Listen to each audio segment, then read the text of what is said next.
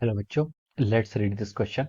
So the question says, buses A and B are moving in the same direction with velocity 20 I meter per second and 15 I meter per second respectively. I मतलब ये आपकी x axis के along move कर रही है. The relative velocity of A with respect to the B is option A 35 I meter per second, B is 5 meter per second, C is 5 J meter per second यानी कि 5 y axis के along और D is 35 metre पर second along J axis यानी कि y axis के along. Okay, तो चलिए बच्चों अब हम इस क्वेश्चन को स्टार्ट करते हैं. ठीक है, तो देखिए बच्चों इस क्वेश्चन का जो आपका की कॉन्सेप्ट है, इस क्वेश्चन में हमें क्या फाइंड आउट करना है, रिलेटिव वेलोसिटी को हमें यहाँ पर कैलकुलेट करना है.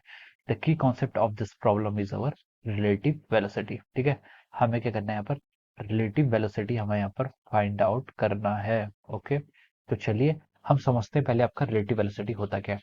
रिलेटिव वेलोसिटी का मतलब होता है कि आपकी एक ऑब्जेक्ट की वेलोसिटी दूसरे ऑब्जेक्ट के रिस्पेक्ट में हम जब कैलकुलेट करते हैं उसे हम रिलेटिव वेलोसिटी बोलते हैं. ठीक है, जैसे इस एग्जांपल क्वेश्चन के थ्रू मैं समझाता हूँ. एक बस है आपकी, ये आपकी एक बस है. ठीक है, दिस इज अवर बस ए. ठीक है, ये आपकी बस ए है, ए इसका नाम है. ये वेलोसिटी वी ए वेलोसिटी से आपकी मूव कर रही है. This is moving with A velocity V A. ठीक है, और एक दूसरी बस है, मान लीजिए यहाँ पर है. ठीक है, ये आपकी दूसरी बस है, इसकी वेलोसिटी कितनी वीबी है, इस बस का नाम बी है. ठीक है, ये भी आपके आगे को मूव कर रही है. ठीक है, अब देखिए यहाँ पर हमें देखिए वी ए गिवन है कितना, 20 मीटर पर सेकंड. आई कैप माने कि एक्स एक्सिस का लंब मोशन है. ठीक है, ये आपका जो है ये आपका एक्स एक्सिस है. ठीक है, ये आपका एक्स एक्सिस है. ओके, जिस डायरेक्शन में मूव कर रहे हैं. ठीक है, वी और वी भी अभी आपको क्वेश्चन में गिवन की हुई है कितनी, आपकी 15 मीटर पर सेकंड. ठीक है, अब देखिए A and B are moving in the same direction, velocity 20 meter per second and 15 meter per second respectively. The relative velocity of A with respect to B. देखिए रिलेटिव वेलोसिटी का मतलब क्या होता है, रिलेटिव वेलोसिटी का मतलब ये होता है कि अगर आप देखिए A पर जो पर्सन बैठा हुआ है, A पर जो पर्सन बैठा हुआ है, relative velocity A with respect to B. हाँ, विद रिस्पेक्ट टू B. ठीक है, जो B पर पर्सन बैठा हुआ है वो A की वेलोसिटी को कैसे दिखेगा, यानी कि मान लीजिए आपका यहाँ पर क्या है, ऑब्जर्वर जो है वो आपका बी पर बैठा है. ठीक है, ऑब्जर्वर यहाँ पर आपका मान लीजिए ओ आपका ऑब्जर्वर है, ओ वन मान लीजिए, ओ वन आपका ऑब्जर्वर है.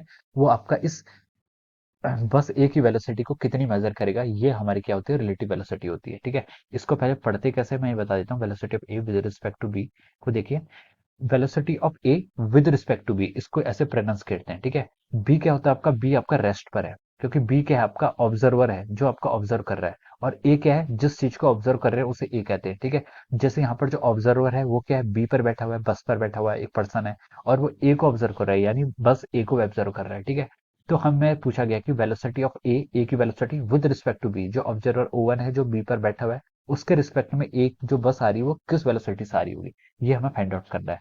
तो इसका फॉर्मूला होता है आपका V A vector minus of over V B vector. ठीक है, इसका सिंपल सा आपका ये फॉर्मूला होता है, आपको ये अप्लाई कर देना है. ठीक है, तो देखिए ए की वेलोसिटी कितनी आ रही है आपकी 20 मीटर पर सेकंड. ठीक है, माइनस ऑफ बी, बी की वेलोसिटी कितनी है आपकी 15 मीटर पर सेकंड. तो ये आपकी रिलेटिव वेलोसिटी कितनी आएगी आपकी 5 मीटर पर second.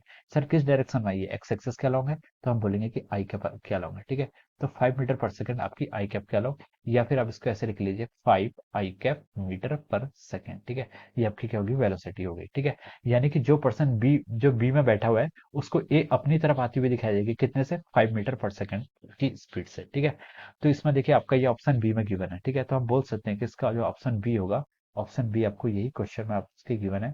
So we can write down from here itself that option B is the correct answer of this question. ठीक है, ऑप्शन बी इज करेक्ट. ठीक है, जो आपका ऑप्शन बी है वो क्या आपका करेक्ट आंसर है. Okay, this is how we will solve this question. Okay, so option B is right. So I hope you all understood this concept. All the best and thank you so much.